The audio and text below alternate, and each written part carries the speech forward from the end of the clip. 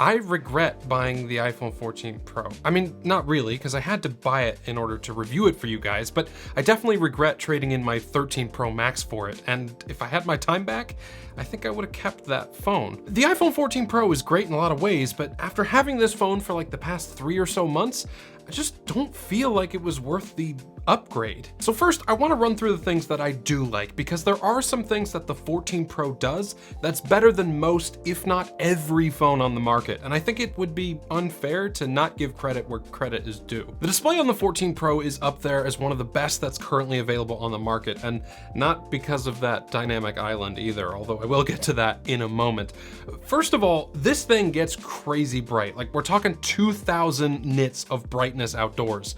And if you have no idea what that means exactly, don't worry about it, because neither do I. But what I do know is that even in direct sunlight outdoors, my screen is still easily readable, and that's not something that most phones can do. The fact that it's a 120 Hz display is also pretty great, but to be fair, at this price point, that's kind of something you'd expect from any phone at this point. Color, sharpness, contrast, all that stuff is top tier, just like the iPhone 13 Pro before it and the iPhone 12 Pro before that. What those phones did not have, however, was a dynamic island.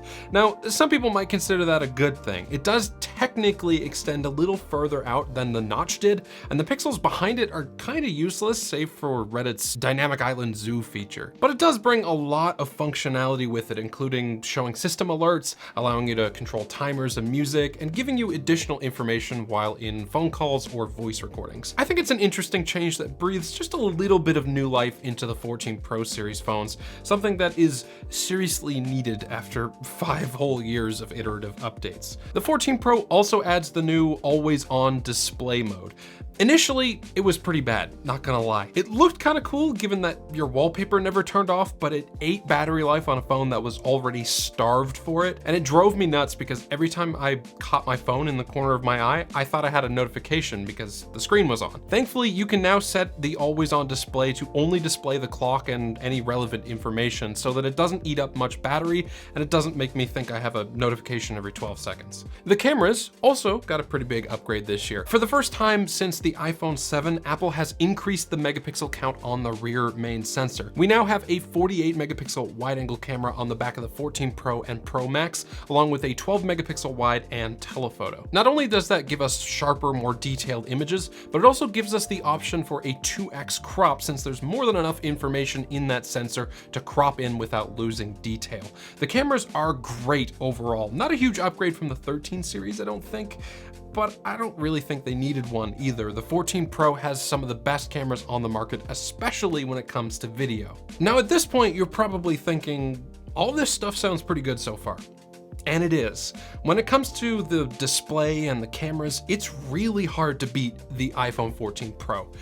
Which is why it's such a huge shame that the rest of this phone has not lived up to the hype, in my opinion. Before we get to that stuff though, I just need to take a quick minute to thank the sponsor of this video, Anchor. Are you tired of grainy, low quality video calls? Upgrade to the Anchor PowerComp C200 webcam and experience crystal clear video and audio for all of your virtual meetings and conversations. Featuring a full HD 2K resolution and a wide angle lens with an adjustable FOV from 65 all the way to 95 degrees, the C200 webcam captures every detail of your face and surroundings with stunning clarity. Its built-in stereo microphones use AI technology to pick up your voice and filter out background noise so your voice comes through loud and clear. Compatible with Windows and Mac, the C200 webcam is easy to set up and use. It has an adjustable clip that attaches securely to your laptop or monitor, and it even has a built-in privacy cover for peace of mind whenever your webcam is not in use.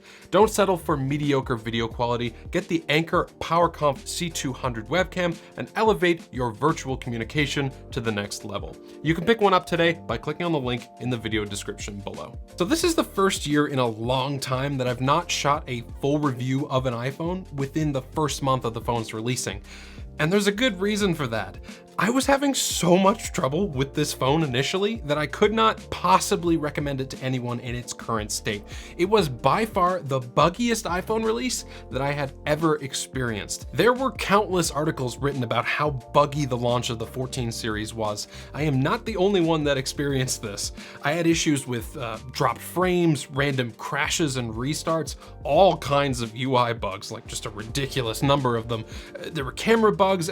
It just wasn't a good experience. So I really didn't want to make a review until those bugs were completely squashed. Thankfully, we're now at a point where most of them have been fixed. I do still get the odd UI bug here and there, but other than that, the performance is now pretty solid. I can forgive Apple for a buggy release since it's been fixed. What I can't forgive is how mediocre the battery life is in this phone.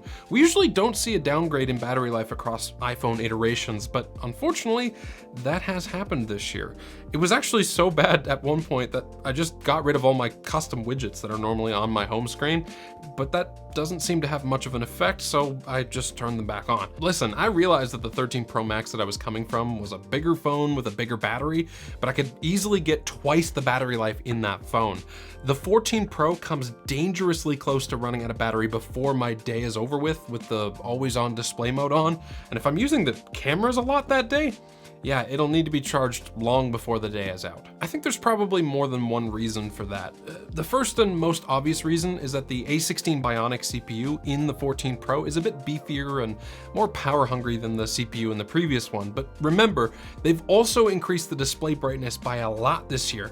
So if you're walking around outside with your phone out, it's gonna be chewing through your battery to boost that screen brightness all the way up. There is a slightly larger battery in the 14 Pro from around 3,100 milliamp hours on last year's 13 Pro to 3,200 milliamp hours, but that doesn't seem to have much of an effect to counteract the CPU display brightness and the always on display upgrades. I think what bugs me the most about the iPhones this year is that it feels like even less of an upgrade from the iPhones of the past, and in some ways, like the battery life, it's not even an upgrade at all. I'm well aware that most people don't upgrade their phones every year, and they shouldn't, but the new iPhone releases are just, they're starting to feel stagnant, man. If Apple continues this downward trend of just not making meaningful changes to their phones year after year, I'm gonna be honest, I'm gonna feel less and less compelled to recommend their phones, just like I do this year.